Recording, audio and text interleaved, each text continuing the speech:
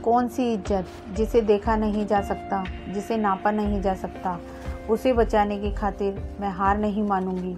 अगर आप लोग मेरा साथ नहीं दे सकते तो मैं अकेले पुलिस स्टेशन जा रही हूँ। मैं हर हाल में अमन को उसके किए की सज़ा दिलवाऊंगी।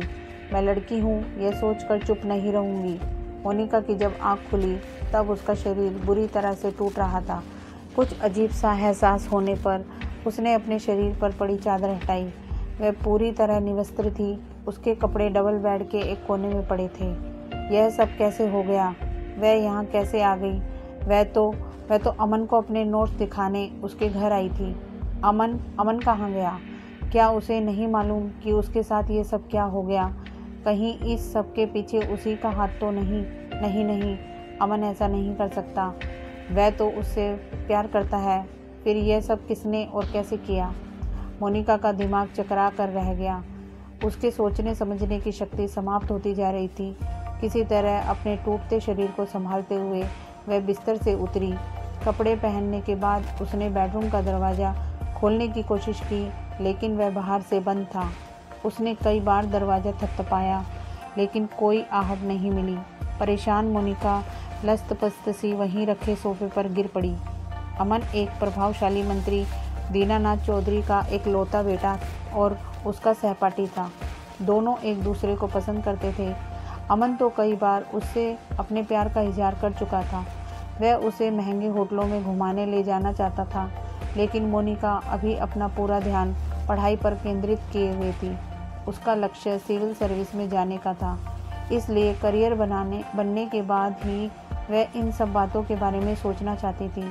अमन अक्सर कॉलेज नहीं आता था, तब मोनिका उसे अपने नोट्स दे देती थी। इस बार अमन एक सप्ताह तक कॉलेज नहीं आया। मोनिका ने फ़ोन किया तो पता चला कि उसे बुखार है। वह आज ही कॉलेज आया था। मोनिका ने जब उसे अपने नोट्स दिए तो उसने कहा, मोनिका, मुझे बहुत कमज़ोरी लग रही है। प्लीज़ आज मेरे घर चलकर मेरे नोट्स तैयार करवा दो। इसी बहाने मम्मी से भी तुम्हारी मुलाकात हो जाएगी। मोनिका तैयार हो गई। अमन की कार में जब वह उसके घर पहुंची तो अमन ने बताया कि मम्मी मंदिर गई है, 10-5 मिनट में आती होगी। उसने फ्रिज से निकाल कर उसे कोल्ड ड्रिंक्स दी, जिसको पीने के बाद उसका सिर चकराने लगा था। उसके बाद क्या कुछ हुआ मोनिका को याद नहीं आ रहा था, किंतु तस्वीर अब बिल्कुल साफ हो चुकी थी। उसकी अस्मत से खिलवाड़ अमन ने ही किया था, उस अमन ने जिससे वह प्यार करती थी। मोनिका की आंखों से आंसू बह निकले। अपने शरीर को संभालते हुए वह एक बार फिर उठी और पूरी शक्ति से दरवाज़ा पीटने लगी। इस बार दरवाज़ा खुल गया। सामने ही अमन खड़ा था। उसकी आंखें नशे से लाल थी। उसे देखते ही मोनिका उसके सीने पर घूंसे बरसाते हुए फवक पड़ी। अमन, ये क्या किया तुमने? प्यार किया है, जी भरकर तुम्हें प्यार किया है। अमन मुस्कुराया। यह प्यार नहीं है, यह पाप है। मोनिका ने सिसकी भरी। अरे पगली, यही प्यार है। ये सच्चा प्यार है जो एक लड़का एक लड़की से करता है। अमन ने मोनिका की ठुड्डी को ऊपर उठाते हुए उसकी कोपलों को चूमा। मोनिका ने अपनी अश्रुपूर्ति पलकों को उठाकर अमन के चेहरे की ओर देखा, फिर उसके चौड़े सीने पर सिर टिकाते हुए बोली, अमन, अब मुझसे शादी कर लो। जैसे बिजली का झटका लगा हो। अमन ने मोनिका को अपने सीने से अलग कर दिया और उसकी दोनों बाहों को पकड़ते हुए बोला, मैं तुमसे प्यार करता हूँ और करता रहूँगा। मेरे पास इतने पैसे हैं कि मैं तुम्हें हमेशा खुश भी रखूँगा, लेकिन ये शादी वादी का ख्वाब देखना छोड़ दो। ये संभव नहीं है। जैसे तुषारपात हुआ हो। मोनिका ने अपने को अमन की बाहों से छुड़ा लिया और भर्राए स्वर में बोली, इसका मतलब तुम पैसे के बल पर मुझे अपनी रखेल बनाना चाहते हो? छी छी, यह तो बहुत गंदा शब्द है। मैं तुम्हें रखेल नहीं बल्कि तुम्हारा करियर बनाना चाहता हूँ। मेरे डैडी के इतने कॉन्टैक्ट हैं कि मैं तुम्हें ज़मीन से उठाकर आसमान पर पहुँचा दूँगा। अमन ने मोनिका का हाथ थाम लिया। बहुत बड़ी गलतफहमी है तुम्हें अपने बाप के पैसे और उनके कॉन्टैक्ट के बारे में। मोनिका ने एक झटके से अपना हाथ छुड़ा लिया और पुकारती हुई बोली, तुमने गलत जगह हाथ डाल दिया है। मैं तुम्हें छोड़ूंगी नहीं। पुलिस में तुम्हारे खिलाफ रिपोर्ट लिखवाऊंगी। फिर वही मिडिल क्लास वाली मेंटलिटी। अमन बेशर्मी से मुस्कुराया, फिर बोला, मुझे यकीन था कि तुम कुछ ऐसा ही कर सकती हो, इसलिए मैंने उसका भी प्रबंध कर रखा है। इतना कहकर उसने अपना मोबाइल निकाला और उसे मोनिका की ओर बढ़ाते हुए बोला, इत्मीनान से देख लो, इसमें सारे कांड की वीडियो क्लिपिंग मौजूद है।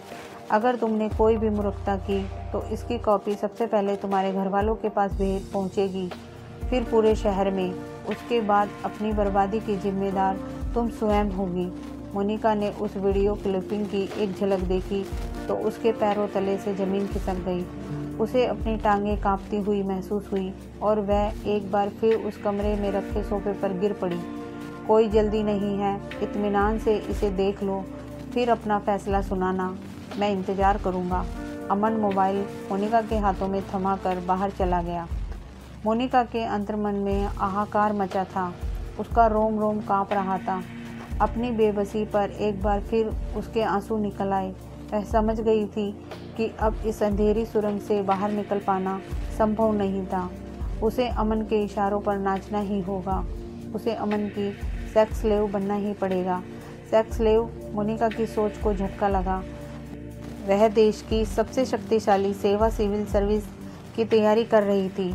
एक दिन प्रशासन की बागडोर थामना उसका सपना था और वह एक गुंडे के सामने हार मान ले। नहीं, वह इतनी कमज़ोर नहीं है, वह इसका मुकाबला करेगी। उसके साथ जो अन्याय हुआ है उसका प्रतिकार करेगी। मोनिका की धमनियों को खून खोलने लगा, उसके जबड़े भींच गए। अपने आंसू पोंछते हुए वह दूसरे कमरे में पहुंची। वहां अमन बहुत इत्मीनान से मेज पर टांगे फैलाए बियर पी रहा था। स्वीटहार्ट, क्या फ़ैसला लिया? अमन ने मुस्कुराते हुए पूछा। फैसला लेना इतना आसान नहीं है, मोनिका ने शांत स्वर में कहा। फिर बोली, अगर हो सके तो इस वीडियो की एक कॉपी मुझे भी दे दो। उसे घर पर इत्मीनान से देखने के बाद ही मैं कोई फ़ैसला ले सकूँगी। वीडियो की कॉपी क्या, मेरी तरफ से तोहफ़ा समझकर तुम यह मोबाइल ही रख लो। वीडियो की मेरे पास दूसरी कॉपी मौजूद है। अमन ने कंधे उचकाए, फिर एक शब्द पर जोर देते हुए बोला, तुम्हारी इज्जत अब तुम्हारे ही हाथ में है। मुझे विश्वास है कि तुम सही फैसला ही लोगी। मोनिका ने उसकी बात का कोई उत्तर नहीं दिया और मोबाइल लेकर बाहर निकल आई। घर पर मम्मी पापा उसकी ही प्रतीक्षा कर रहे थे। उसे देखते ही मम्मी ने घबराए स्वर में कहा, बेटी बहुत देर कर दी, कहाँ रह गई थी? मम्मी, अमन ने मेरे साथ रेप कर दिया है, मोनिका ने बताया। उसका चेहरा इस समय भावशून्य हो रहा था। क्या कर दिया? मम्मी को अपने सुने पर विश्वास नहीं हुआ। मेरा रेप कर दिया है। मोनिका के होठ यंत्रवत हिले। क्या कहा तूने? क्या कर दिया है? मम्मी को अभी भी अपने सुने पर विश्वास नहीं हो रहा था। कितनी बार बताऊं कि अमन ने मेरा रेप कर दिया है? रेप यानी बलात्कार। मोनिका झल्ला सी उठी। हाय बेहया, बेशरम, बेगैरत, मुंह काला करके आ रही है और बता ऐसे रही है जैसे बहुत बड़ा इनाम जीत कर आ रही है। यह सब बातें बताते हुए तुझे लज्जा नहीं आई? मम्मी ने रोते हुए मोनिका पर थप्पड़ों की बरसात कर दी। मम्मी, मुंह मैंने नहीं बल्कि अमन ने काला किया है। लज्जा मुझे नहीं बल्कि अपने कुकर्मों पर उसे आनी चाहिए। मोनिका ने पीछे हट मम्मी के वार से अपने को बचाया। फिर बोली, मुझे ब्लैकमेल करने के लिए उसने वीडियो भी बनाई है। मैं उसकी एक कॉपी ले आई हूँ, वही उसके खिलाफ सबसे बड़ा सबूत होगा। मेरे साथ पुलिस स्टेशन चलिए, मुझे उसके खिलाफ रिपोर्ट लिखवानी है। बेटा, जो हुआ उसे भूल जा। रिपोर्ट लिखवाने से पूरे खानदान की नाक कट जाएगी। हम किसी को मुंह दिखाने लायक नहीं रहेंगे।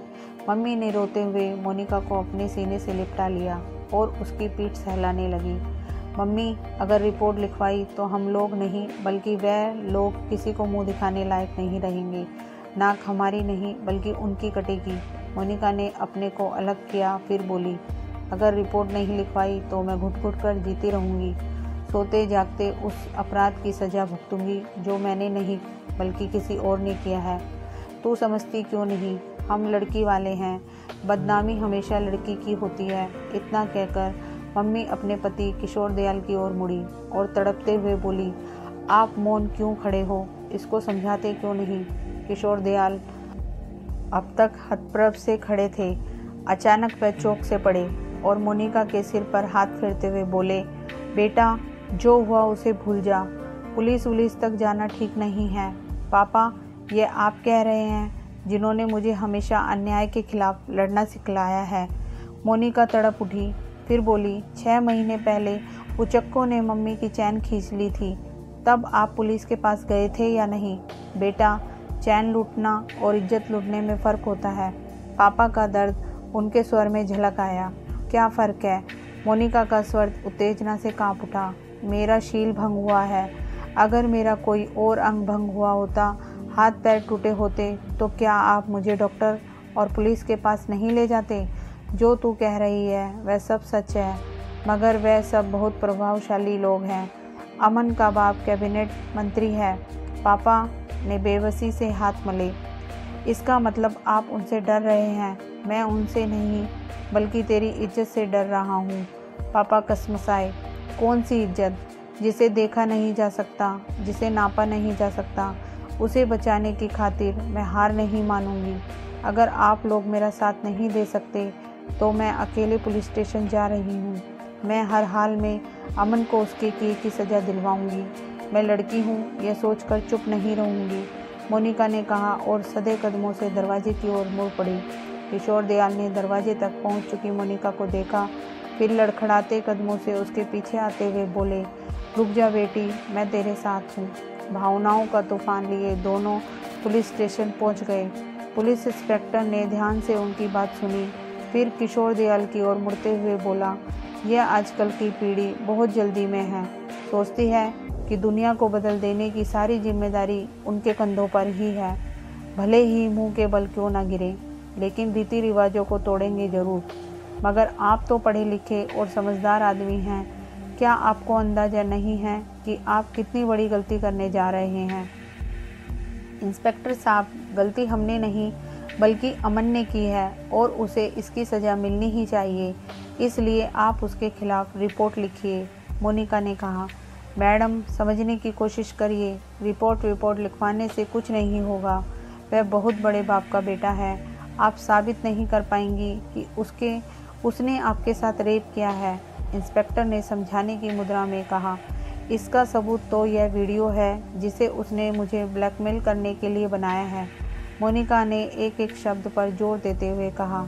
अदालत में ऐसे सबूत चुटकियों में उड़ जाएंगे। उनका वकील साबित कर देगा कि यह ट्रिक फोटोग्राफी से बनाई गई नकली वीडियो है, जिसे माननीय मंत्री को बदनाम करने के लिए बनाया गया है। इसलिए मेरी राय मानिए, चुपचाप घर जाइए। बेकार में अपनी बदनामी करवाने से आपको कोई फ़ायदा नहीं मिलने वाला, इंस्पेक्टर ने समझाने की कोशिश की। इसका मतलब मंत्री जी के डर के कारण आप रिपोर्ट नहीं लिखेंगे, जबकि उसे लिखना आपकी ड्यूटी है। मोनिका का स्वर तेज हो गया। देख लड़की, तेरे साथ कुछ उल्टा सीधा हुआ है, इसलिए इतनी देर से समझा रहा हूँ। चुपचाप घर चली जा। ज़्यादा उछलेगी कूदेगी तो हो सकता है कि कल की तारीख में तेरे ही खिलाफ रिपोर्ट लिख जाए कि मंत्री जी को ब्लैकमेल करने के लिए तूने खुद उसके बेटे को फांस कर ये वीडियो बनवाई है। उसके बाद तू ना घर की रहेगी ना घाट की। इंस्पेक्टर का लहजा अचानक ही सख्त हो गया। आप इतना बड़ा अन्याय कैसे कर सकते हैं? मोनिका की आंखें एक बार फिर छलछला आई। मैं और भी बहुत कुछ कर सकता हूँ जिसके बारे में तू सोच भी नहीं सकती, इंस्पेक्टर ने एक बार फिर सख्त स्वर में कहा। फिर अचानक ही अपने स्वर को मुलायम बनाता हुआ बोला, तुम अभी बहुत छोटी हो, इसलिए तुम्हें मालूम नहीं कि ये दुनिया कितनी जालिम है। मैं भी बीवी बच्चे वाला हूँ, उन्हें पालने के लिए मुझे भी नौकरी करनी है, इसलिए मंत्री के बेटे के खिलाफ मैं तो क्या कोई भी रिपोर्ट नहीं लिखेगा। सच्चाई से रूबरू हो मोनिका और किशोर दयाल पुलिस स्टेशन से निकल पड़े। वह दोनों पुलिस कप्तान के पास भी गए, मगर वह भी कोरी सहानुभूति जताते रहे। सरकार के सबसे प्रभावशाली मंत्री के बेटे के खिलाफ रिपोर्ट लिखने का निर्देश देने का साहस उनमें भी ना था। किशोर दयाल निराश हो चुके थे, मगर मोनिका हार मानने को तैयार ना थी। कुछ सोचकर उसने कहा, पापा, आजकल मीडिया सबसे सशक्त हथियार है। हम किसी बड़े अखबार के संपादक से मिलते हैं, अगर एक बार यह खबर छप जाए तो अमन का बाप उसे चाहकर भी नहीं बचा पाएगा। ठीक है, किशोर दयाल ने सहमति जताई। दोनों राजधानी के एक प्रमुख समाचार पत्र के संपादक के पास पहुँचे। पूरी बात सुन उसने बिना किसी लाग लपेट के कहा, माफ़ कीजिएगा, मैं इस आग में अपने हाथ नहीं जला सकता। ये आप क्या कह रहे हैं सर? प्रेस और मीडिया को तो लोकतंत्र का चौथा खंभा कहा जाता है। अगर अन्याय के खिलाफ आप आवाज़ नहीं उठाएंगे तो और कौन उठाएगा? मोनिका ने विनती की। मैडम, हम चौथा खंभा ज़रूर हैं, लेकिन हर खंभे को एक छत की ज़रूरत होती है। बिना छत के किसी खंभे का कोई वजूद नहीं होता। आप लोगों को 3 या 4 रुपए में जो अखबार मिलता है वह विज्ञापनों के दम पर ही इतना सस्ता पड़ता है। मैं इस स्कैंडल को उछालकर अपने अखबार को बिना किसी छत के नहीं कर सकता। अखबार चलाने के लिए मुझे भी सरकारी विज्ञापनों की उतनी ही ज़रूरत है जितना जीवित रहने के लिए ऑक्सीजन की। संपादक ने सत्य से परिचय करवाया। एक सीधी सादी लड़की की इज्जत लुट गई और आप इसे स्कैंडल कह रहे हैं। मोनिका का स्वर दर्द से भर उठा। एक बार तो आपकी इज्जत लुट चुकी है, उसे और लुटाने पर क्यों तुली हैं? अगर ज़्यादा शौक़ है तो किसी और अखबार को पकड़ लीजिए और मुझे माफ़ कर दीजिए। संपादक ने उन्हें विदा करने की दृष्टि से हाथ जोड़ दिए। लोकतंत्र का चौथा खंभा कितना खोखला है ये आज पता चल गया। अपनी अपनी मजबूरी और अपने अपने तर्क, मगर कोई भी संपादक कमज़ोर कंधों का साथ देने के लिए तैयार ना हुआ। मजबूत के साथ खड़े होने में ही मजबूती होती है। इस सत्य से सभी बखूबी वाकिफ़ थे। धीरे धीरे शाम हो गई, अंधेरा घिरने लगा था। एक ही दिन में जितने सत्य से परिचय हुआ था उसने मोनिका को बुरी तरह झकझोर दिया था। उसका शरीर बुरी तरह थक गया था। उसमें कम से कम आज किसी और के दरवाजे पर जाने की हिम्मत शेष नहीं बची थी। पापा का हाथ थामे वह चुपचाप घर लौट आई। मम्मी अंधेरे में ही बैठी थी। किशोर दयाल ने आगे बढ़कर लाइट जलाई तो मम्मी ने पूछा, क्या हुआ? प्रत्युत्तर में किशोर दयाल ने पूरी बात बताई, जिसे सुन मम्मी सिसकारी भर कर रह गई। काफ़ी देर तक कमरे में मौन पसरा रहा।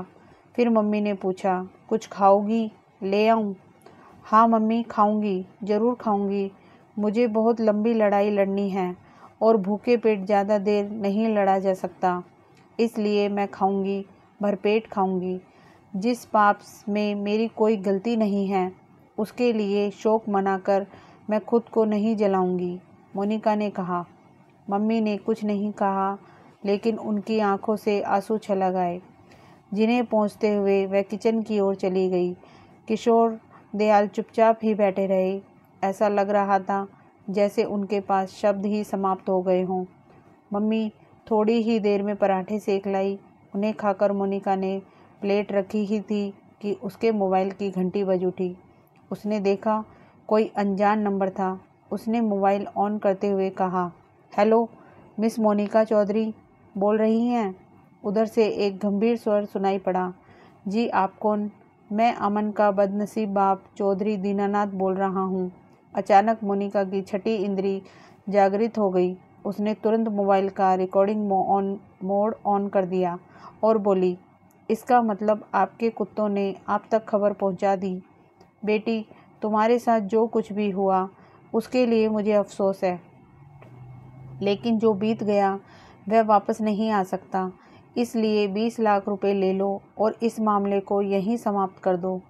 मंत्री जी ने शांत स्वर से कहा, ज़रूर समाप्त कर दूंगी, बस मेरे एक प्रश्न का उत्तर दे दीजिए। कैसा प्रश्न? अगर यही घटना आपकी बेटी के साथ हुई होती तो आप कितने रुपए लेकर यह मामला समाप्त करते? गुस्ताख लड़की, तुझे मालूम नहीं कि तू किसके साथ बात कर रही है? मंत्री महोदय चीख पड़े। अच्छी तरह से जानती हूँ कि मैं एक बलात्कारी के बेईमान बाप से बात कर रही हूँ। मोनिका का भी स्वर तेज हो गया था। तो यह भी जानती होगी कि अगर मैं एक इशारा कर दूँ तो तेरी लाश भी ढूंढे नहीं मिलेगी। इसलिए जो दे रहा हूँ उसे चुपचाप रख ले और अपना मुंह बंद कर। कल सुबह तक 20 लाख रुपए तेरे घर पहुँच जाएंगे। मंत्री जी दांत पीसते हुए बोले। मोनिका ने बिना कुछ कहे फ़ोन काट दिया। किशोर दयाल पूरी बात समझ गए थे। अतः समझाते हुए बोले, बेटा वह बहुत प्रभावशाली लोग हैं, उनके खिलाफ कुछ नहीं हो सकता। पापा मेरे खिलाफ अन्याय हुआ है, मैं चुप नहीं बैठूंगी तो तुम क्या करोगी नहीं जानती, मगर मैं चुप नहीं रहूंगी, मोनिका ने कहा और अपने कमरे में चली गई। बिस्तर पर लेटे लेटे वह काफ़ी देर तक सोचती रही, मगर तय नहीं कर पा रही थी कि क्या करे। पुलिस प्रशासन, मीडिया, कोई भी उसका साथ देने के लिए नहीं तैयार था। तो क्या उसे हार मान लेनी चाहिए? नहीं, वह हार नहीं मानेगी तो फिर क्या करोगी? इस प्रश्न का उत्तर उसके पास ना था। सोशल मीडिया अचानक एक बिजली सी कौंधी। सोशल मीडिया की शक्ति असीमित है, उसे सोशल मीडिया का सहारा लेना चाहिए। किंतु क्या यह आत्मघाती कदम नहीं होगा? क्या इससे उसकी अपनी आबरू तार तार नहीं हो जाएगी? कहीं वह लोगों के मनोरंजन का पात्र तो नहीं बन जाएगी? पूरी रात मोनिका बिस्तर पर करवटें बदलती रही, मगर सुबह की किरणें फूटते फूटते उसके मन में उजियाले की किरण फूट पड़ी। उसे चोट पहुंची थी, उसकी अंतरात्मा तक में घाव लगे थे और अपने घाव दूसरों को दिखलाने में कोई बुराई नहीं थी। एक कठोर निर्णय लेते हुए वह बिस्तर से उठ बैठी। लैपटॉप पर उसने अपना फेसबुक अकाउंट खोला और लिखने लगी, सभी साथियों और शुभचिंतकों को अबला कही जाने वाली स्त्री जाति की एक प्रतिनिधि का नमस्कार। मुझे क्षमा कीजिए, आज मैं वह दुस्साहस करने जा रही हूँ जो बहुत पहले किया जाना चाहिए था, लेकिन आज तक किसी ने नहीं किया। किंतु किसी न किसी को कभी न कभी तो पहल करनी ही थी। इज्जत इज्जत क्या होती है? इसकी परिभाषा क्या है? यह एक पक्षीय क्यों होती है? यह हमेशा स्त्री की ही क्यों लुटती है? लुटेरे की इज्जत अखंडित क्यों रहती है? इस इज्जत की शुचिता और अखंडता की जिम्मेदारी केवल स्त्री के ही जिम्मे क्यों? क्या पुरुष के कौमार्य और उसकी मर्यादा को अक्षुण्ण रखना आवश्यक नहीं? यदि बलात्कार से स्त्री का शरीर अपवित्र हो जाता है, तो उसे अपवित्र करने वाले पुरुष का शरीर पवित्र कैसे रह सकता है? अपराधी की बजाय अपराध की सजा वह भुगते जिसके साथ अन्याय हुआ है। ये कहाँ का न्याय है? यह वह प्रश्न है जिनके उत्तर बहुत पहले ही दिए जाने चाहिए थे, किंतु ये प्रश्न अनुत्तरित रह गए। इसलिए पुरुष को जन्म देने वाली स्त्री आज भी पुरुषों के जुल्म सहने के लिए मजबूर है। कल मेरे साथ एक प्रभावशाली मंत्री के बेटे ने रेप किया। मैं हमेशा के लिए उसकी सेक्स स्लेव बन जाऊं, इसलिए उसने उस कुकर्म का वीडियो भी बना ली। ऐसी स्थिति में एक स्त्री के पास दो ही रास्ते बचते हैं। पहला यह कि वह कुकर्मियों के इशारे पर नाचे और दूसरा यह कि वह आत्महत्या कर ले। मगर मैंने तीसरा रास्ता चुना है। अपने बलात्कार का वीडियो मैं खुद अपलोड कर रही हूँ, क्योंकि मंत्री के भय से पुलिस प्रशासन, मीडिया कोई भी मेरी मदद करने के लिए तैयार नहीं है। हो सकता है कि इसके बाद दुनिया मेरी नग्नता पर चटखारे ले, लेकिन अपने बलात्कारियों के सामने नित्य निवस्त्र होकर जिल्लत भरी जिंदगी जीने से शायद ये कम शर्मनाक होगा। कोई भी निर्णय लेने से पहले आप लोग इतना अवश्य सोचिएगा कि अगर मेरे साथ बलात्कार हुआ है तो इसमें मेरा क्या दोष है? मैं मुंह छुपाती क्यों फिरूं? मैं आत्महत्या क्यों करूं? मैंने तय किया है कि मैं चुप नहीं रहूंगी। अगर आपको मेरी बात जायज़ लगे तो मेरी आवाज़ के साथ आप अपनी आवाज़ ज़रूर मिलाइएगा, वरना मुझे बेहया और बेशर्म ठहराने के लिए आप सब हमेशा की तरह स्वतंत्र हैं। इतना लिखने के बाद मोनिका ने अमन से मिले वीडियो क्लिपिंग और मंत्री दीनानाथ चौधरी की ऑडियो क्लिपिंग को फेसबुक पर अपलोड कर दिया। उसके बाद वहीं से उसे व्हाट्सएप के कई ग्रुपों पर फॉरवर्ड कर दिया, जैसे बहुत बड़ा बोझ सिर से उतर गया हो। राहत की सांस लेते हुए मोनिका बिस्तर पर लेट गई। चंद पलों बाद ही वह किसी बच्चे की भांति नींद के आगोश में समाती चली गई। ऐसा भी भला कभी हो सकता है? अकल्पनीय सत्य, अविश्वसनीय यथार्थ।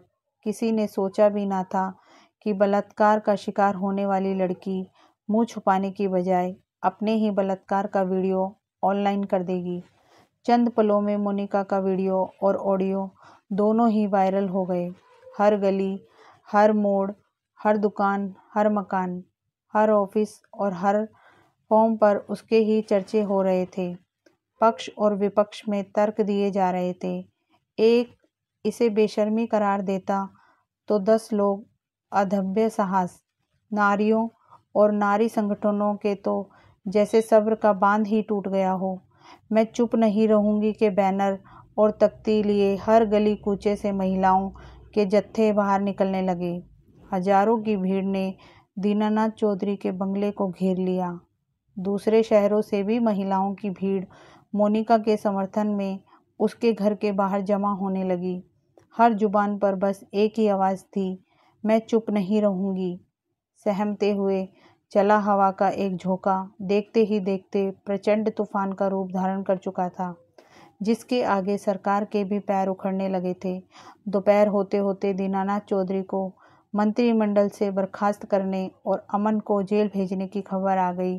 साथियों, अगर किसी लड़की के साथ बलात्कार हुआ है तो उसे मुंह नहीं छुपाना चाहिए। उसे अपनी आत्मा पर लगे घाव को वैसे ही दिखाना चाहिए जैसे शरीर पर लगे दूसरे घावों को दिखाया जाता है। शर्मसार उसे नहीं बल्कि उसे होना चाहिए जिसने यह अपराध किया है। इसलिए जिस दिन आप सब चुप ना रहने का निर्णय ले लेंगी, उस दिन यह अपराध अपने आप रुक जाएंगे। मोनिका अपने घर के सामने जमा स्त्रियों की भीड़ को संबोधित कर रही थी और सभी की आंखों में उसके लिए प्रशंसा के भाव थे। उसने जो दिशा दिखलाई थी उसका अनुसरण करना ही अपनी सुरक्षा का सबसे सुरक्षित मार्ग था। धन्यवाद। तो दोस्तों, कहानी पसंद आई हो तो इसे लाइक कीजिए और मेरे चैनल को सब्सक्राइब कीजिए। Thank you.